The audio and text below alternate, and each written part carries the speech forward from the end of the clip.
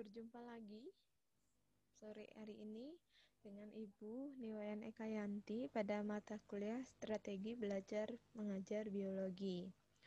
Terima kasih karena kalian kemarin sudah mengupload jawaban pendapat saudara tentang siapa siswa yang pintar pada pertemuan sebelumnya. Kita lanjutkan. Jadi sebenarnya siapa sih siswa yang pintar di antara ketiga siswa itu? Ya, jadi salah kaprah tentang pintar. Selama ini pintar diartikan dengan nilai mata pelajaran, misalnya matematika, IPA, bahasa Inggris yang sempurna, tanpa melihat apakah anak itu nakal ataupun tidak terampil secara psikomotorik. Dan anak-anak yang terampil melukis, olahraga, mampu berbahasa dengan baik, menyanyi, atau bertembang dengan baik, itu sering dikatakan tidak termasuk anak yang pintar seperti itu. Padahal anak yang pintar itu adalah anak dengan keterampilan atau kemampuan pada psikoafektif, keterampilan psikomotorik dan kognitif akademik. Jadi, ketika anak itu mampu menyeimbangkan antara psikoafektif, psikomotorik, dan kognitifnya, itulah anak yang pintar. Itulah yang dipakai sebagai acuan dalam kurikulum K13 yang sekarang berlaku di semua sekolah dasar sampai menengah atas di Indonesia. Kita bicara tentang rahasia siswa pintar. Kembali ingat, pada kisah 4 anak terbodoh di Papua yang meraih medali emas di Olimpiade tingkat Asia. Kemarin, video inspiratif dari Profesor Surya. Anak itu disebut bodoh saat nilai mata pelajaran mereka rendah pada pelajaran tertentu. Namun saat siswa memiliki nilai tertinggi pada pelajaran tertentu tapi lemah pada perilaku sosial dan emosional, mereka tetap dianggap anak pintar. Benarkah itu? Kapan siswa yang pintar itu bisa menjadi bodoh? Nah, ketika seseorang yang pintar itu kehilangan kemampuannya untuk pertama, memotivasi diri sendiri. Itu. Kedua, dia tidak bisa bertahan menghadapi frustasi. Ketiga, dia tidak bisa mengendalikan dorongan hati. Keempat, dia tidak melebih-lebihkan kesenangan. Keempat, dia tidak mampu mengatur suasana. Kelima, tidak mampu dia mengatur suasana hatinya. Keenam, dia tidak mampu menjaga agar beban stres tidak melumpuhkan kemampuan berpikirnya. Ketujuh, dia tidak berdoa dan tidak berempati. Kedelapan, dia tidak mampu memanajemen sabar saat tercipta kondisi emosional. Itulah kapan seseorang anak yang pintar dapat menjadi bodoh. Jadi, perilaku bodoh itu tidak serta-merta ditunjukkan oleh perolehan angka-angka dari hasil ulangan, tetapi juga dari ketidakmampuan mengolah perilaku emosionalnya. Konsep 3 kriteria itu telah menjadi standar kompetensi lulusan SKLK 13, sehingga anak dengan psikoafektif yang baik itu sering dikatakan pintar walaupun lambat secara kognitif akademik. Kemudian anak dengan psikomotorik baik walau bermasalah dengan kognitif akademik itu juga pintar. Nah, cara pandang kita lah sebagai guru, sebagai calon guru terhadap luasnya kemampuan anak jauh lebih penting dari sekedar angka-angka. Itu yang harus anak pegang konsepnya. Sehingga anak bisa nanti menilai pembelajaran dari ketiga ranah itu. Lalu untuk menghasilkan seorang yang pintar, Itu bagaimana caranya? Adalah dengan memasukkan informasi pada pintu kecerdasan. Ada dua hal yang berpengaruh terhadap kinerja otak, nak. Ini menurut Prasing, kinerja otak saat merespon proses belajar disebut gaya belajar atau learning style. Kemudian Deporter mengatakan, ini penemu quantum learning, menyebutkan sebagai modalitas belajar atau learning modality. Kombinasi gaya belajar dan modalitas belajar ini adalah representasi fungsi otak saat proses informasi berlangsung. Nah, Deporter dan Hernaki mengklasifikasikan dua kategori utama tentang bagaimana kita belajar. Yang pertama, bagaimana cara kita menyerap informasi dengan mudah, ini modalitas belajar.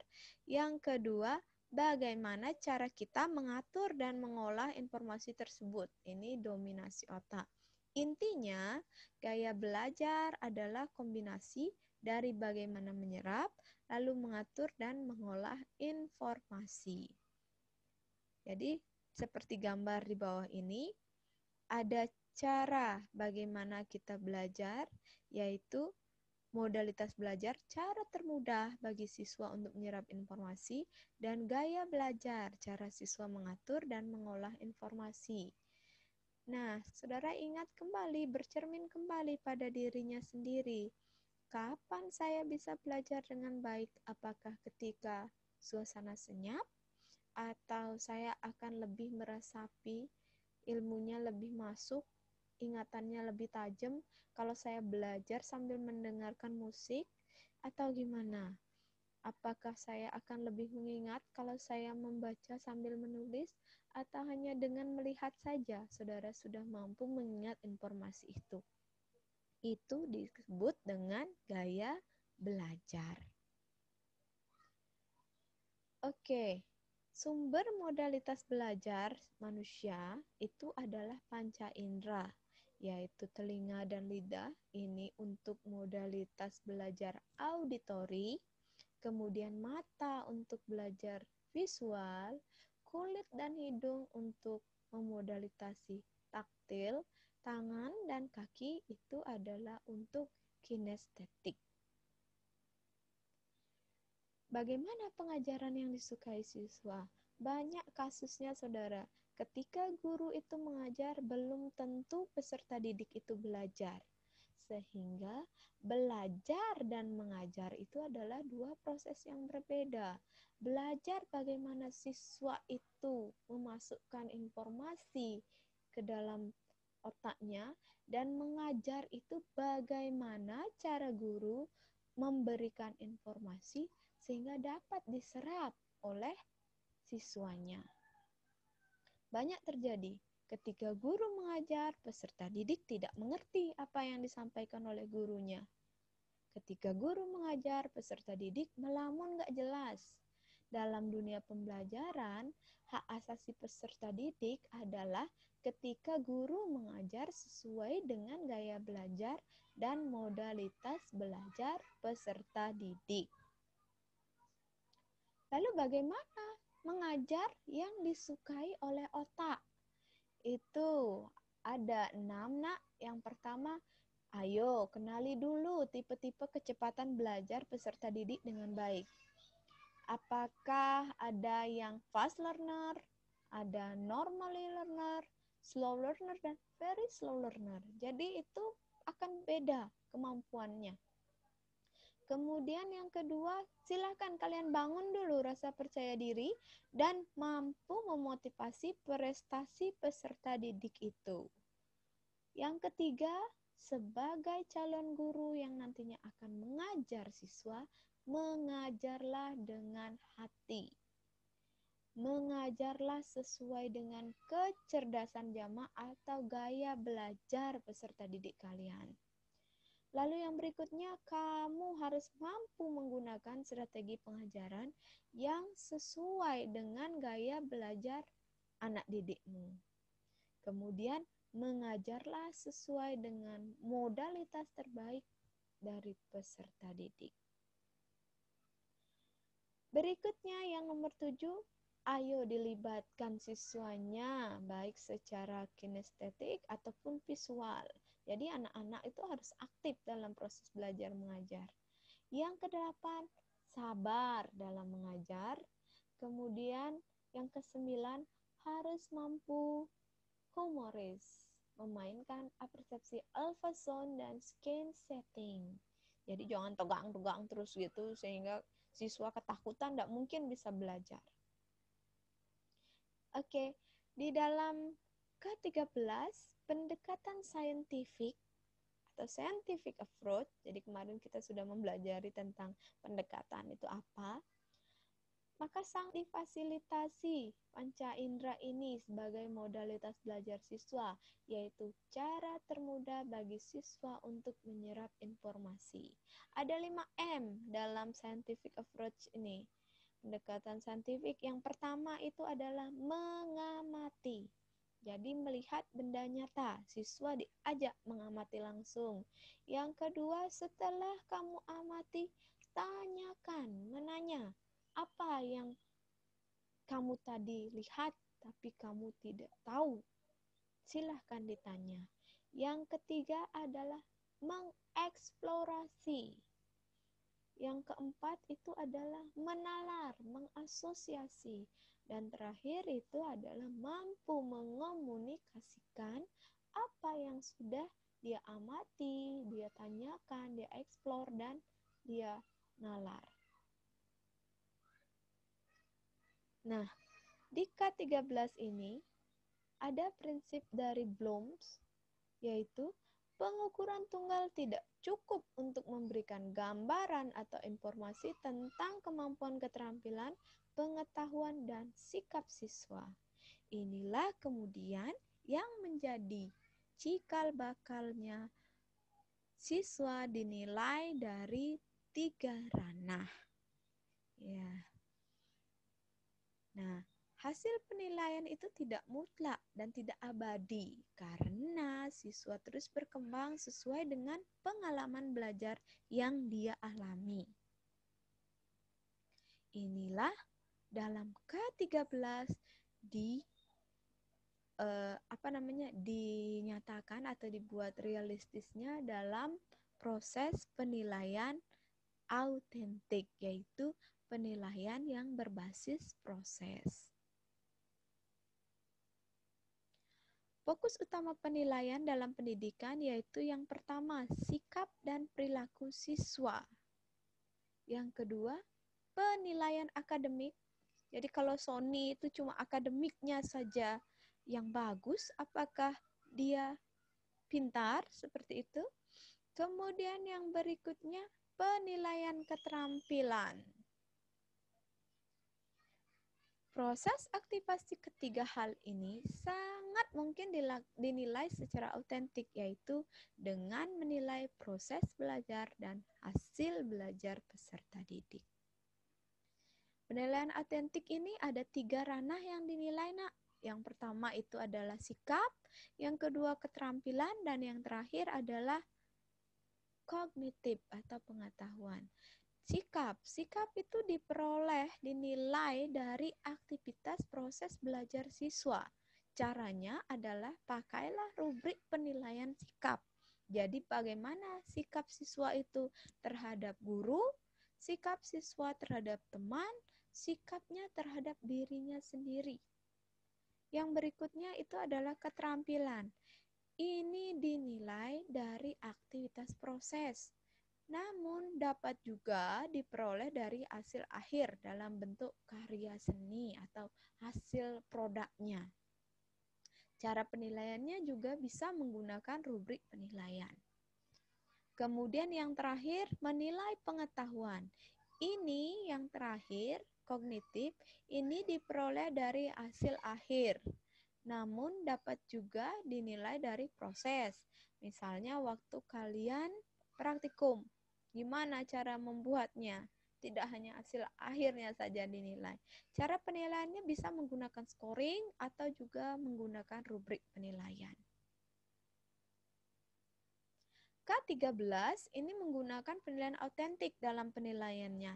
Penilaian autentik itu didasari pada pertama, sifat proses pembelajaran itu adalah apersepsi scan setting berbasis otak. Yang kedua, sifat proses pembelajarannya adalah scientific approach. Kemudian sifat proses pembelajarannya adalah assessment autentik, penilaian berbasis proses. Ini adalah bagaimana penerapan diagram alir. Bagaimana diagram alir penerapan penilaian autentik. Yang pertama, kita itu lihat input siswa. Jadi setiap siswa itu adalah anak yang cerdas dengan multiple intelligency. Jadi masing-masing siswa itu dia memiliki kelebihan masing-masing. Gak mungkin dia tidak punya kelebihan. Sekarang kita sebagai guru melihatnya, mendekatinya, agar kelebihannya itu yang bisa kita asah. Yang kedua adalah proses belajar. Jadi, anak-anak itu dia memiliki kekurangan dan kelebihan, itu kita asah melalui proses belajar. Jadi, belajar sesuai dengan gaya belajar dan pintu kecerdasannya. Dan yang terakhir, kita harus mampu menilai proses belajar siswa, yaitu dengan penilaian autentik.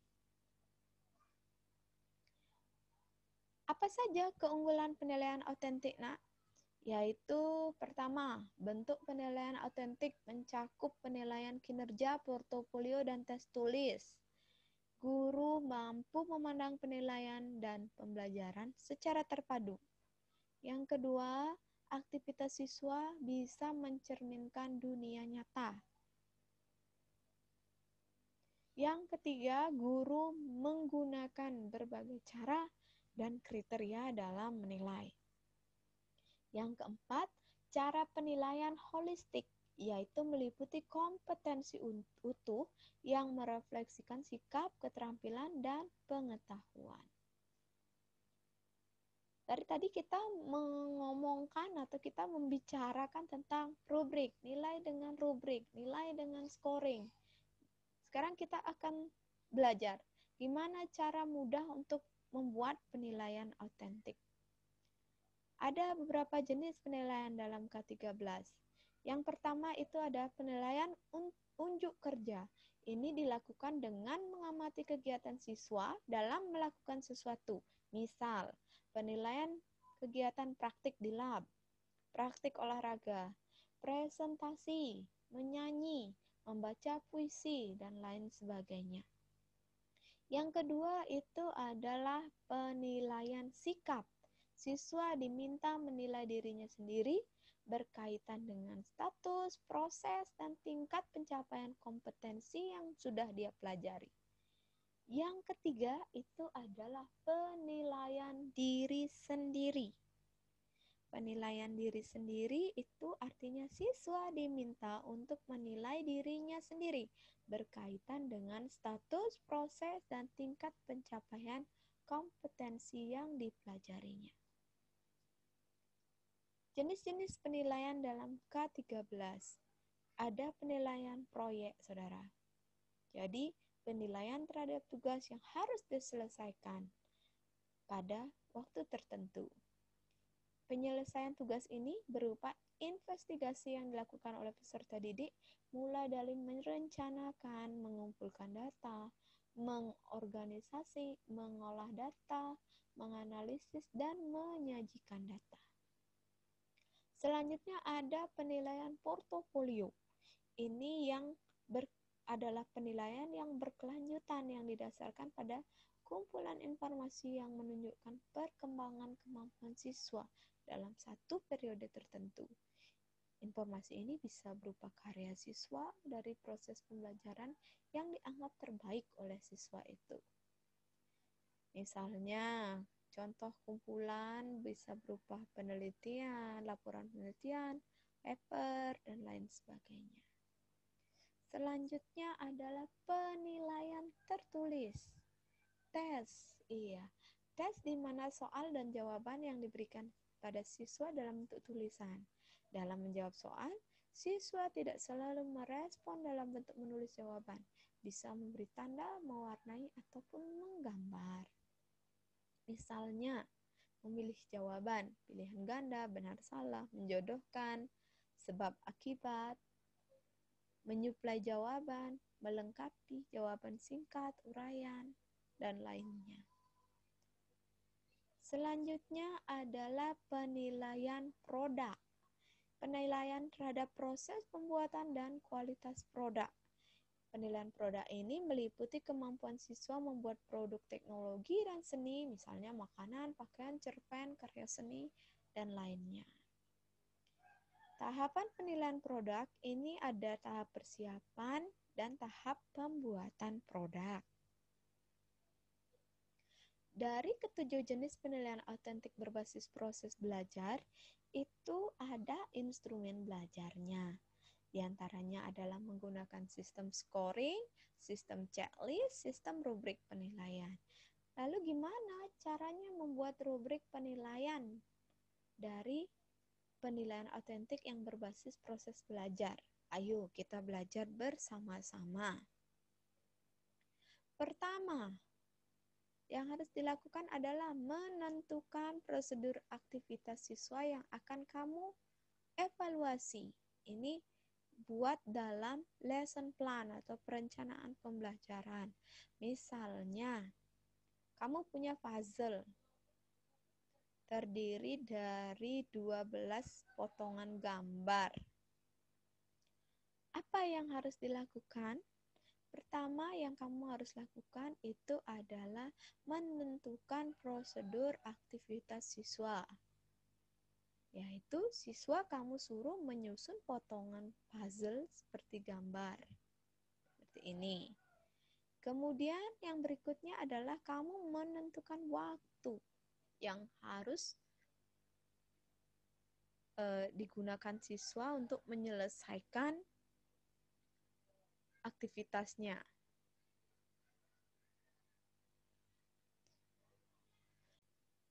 Selanjutnya, kita bisa melakukan kegiatan inti, kemudian mengelaborasi, dan menentukan strategi apa yang akan kita lakukan.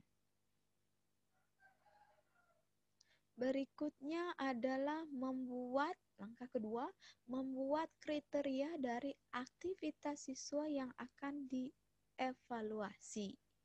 Misalnya, kamu mau menilai tentang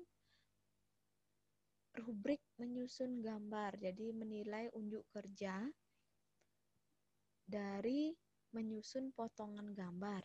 Kita akan membuat rubriknya. Jadi kita beri nama rubriknya, rubrik menyusun potongan gambar. Jadi yang harus kita buat, langkah yang kedua itu adalah membuat kriteria. Perhatikan kriteria di sini. Ada 3 kriteria yang disusun dalam contoh rubrik ini. Yang pertama itu adalah ketepatan menyusun potongan gambar. Yang kedua adalah ketepatan waktu. Jadi karena kita tadi sudah tentukan waktu selama 10 menit. Kemudian yang berikutnya kalau dia bekerja bersama kelompok, kerja kelompoknya seperti apa. Langkah yang ketiga, kita tentukan bobot kriteria dari aktivitas siswa yang dievaluasi. Jadi setelah membuat kriteria, kita buat bobotnya. Misalnya di rubrik penilaian aktivitas menebalkan tulisan, misalnya untuk anak SD. Bobot dari ketepatan menindih garis itu adalah 50%. Bobot dari ketepatan waktu adalah 50%. Bobot itu harus 100%. Kalau misalnya kriterianya 3 seperti ini, silakan kamu tentukan bobotnya.